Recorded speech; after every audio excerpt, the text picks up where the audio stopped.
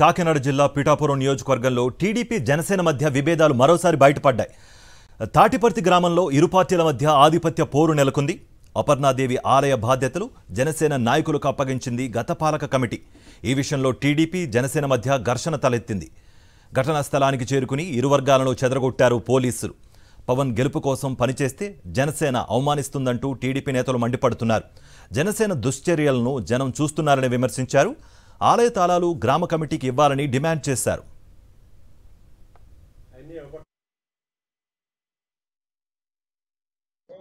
మేము గతంలో పొత్తు ధర్మాన్ని పాటించి తెలుగుదేశం పార్టీ జనసేన ఐకమత్యంగా ఎస్విఎస్ఎన్ వర్మ గారి ఆధ్వర్యంలో ఎంతో కష్టపడి ఈ ఉమ్మడి కార్యక్రమాన్ని స్వీకరిస్తూ ఇప్పుడు దాకా కార్యక్రమాలు చేయడం జరిగింది. మేము పొత్తు ధర్మంగా జనసేన పార్టీకి 100కి 150% కూడా మేము పవన్ కళ్యాణ్ గారికే చేశాం. అటువంటి మమ్మల్ని ఈవేళ నీచాతి నీచంగా చూసి మాకేమీ చెప్పకుండా ఇక్కడ ఉన్నటువంటి తాళాల బుక్లు ఆ గతంలో ఉన్నటువంటి కమిటీ నెంబర్లు వాళ్ళకి ఇవ్వడం జరిగింది.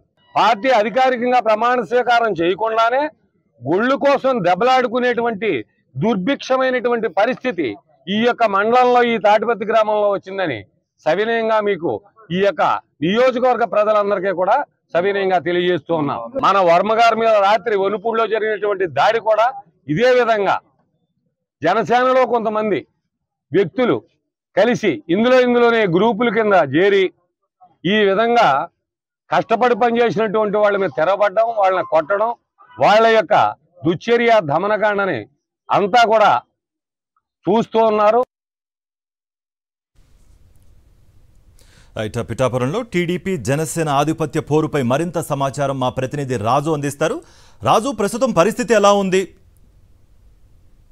రైట్ కార్తీక్, ఏదైతే మనం ఈ పిఠాపురం సంబంధించి మనం చూస్తున్నాము సిచ్యువేషన్ చూస్తే వర్గ విభేదాలు చాలా తారాస్థాయికి చేరుకుంటున్న పరిస్థితులు అయితే కనిపిస్తున్నాయి. ముఖ్యంగా ఆధిపత్య పోరు ఏదైతే జనసేన నుండి టీడీపీకి ఎదురవుతున్న పరిస్థితులు కూడా కనిపిస్తాయి. 2 రోజుల కిందట ఏదైతే Pithapuram TDP in charge SVSN Varma మీద జనసేన నాయకులు దాడి చేశారు. ఆ దాడి నుంచి ఆయన తప్పించుకుని బయటపడే ప్రయత్నం జరిగింది. తాజాగా ఏదైతే తాడిపత్రిలో ఉన్నటువంటి అపర్ణాదేవి ఆలయం బాధ్యతలను జనసేన స్వీకరించింది. దీన్ని తిప్పికొడుతూ టీడీపీ శ్రేణులు అక్కడ ఆందోళన చేశారు. ఇంకా ప్రమాణ స్వీకారాలు కాకముందే జనసేన తన రాజకీయ ఉనికిని పెంపొందించుకుంటూ టీడీపీ ఎవరైతే నాయకులు ఉన్నారో వాళ్ళని అవమానం చేసేలాగా ప్రవర్తిస్తుందని చెప్పి అటు టీడీపీ నాయకులు కూడా ఆవేదన వ్యక్తం చేసిన పరిస్థితి ఉంది.